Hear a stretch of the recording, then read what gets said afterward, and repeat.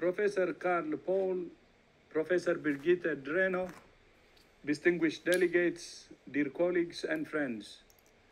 It seems incredible to think that just 10 months ago, COVID-19 was still unknown to us.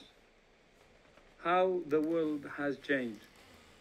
This new virus has claimed more than 1 million lives, put health systems under enormous strain, disrupted societies and economies, deepened geopolitical divisions, and exposed the inequalities and injustices of our world.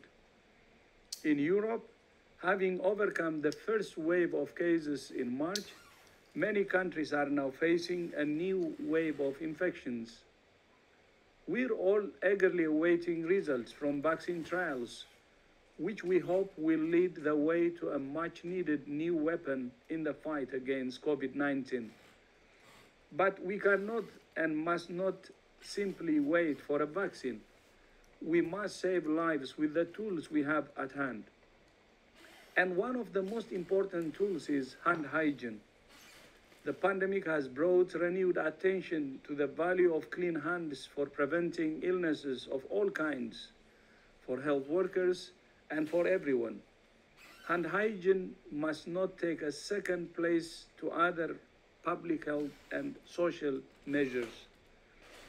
Proper hand hygiene is as essential as physical distancing and wearing masks in protecting ourselves and others from COVID-19.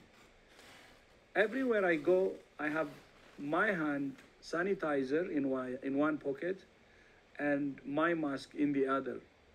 But 3 billion people, or 40% of the world's population, do not have a place in their homes to wash their hands with water and soap.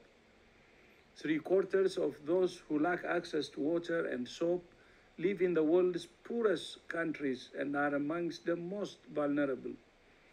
This puts an estimated 1 billion people at risk of COVID-19 simply because they lack basic hand-washing facilities.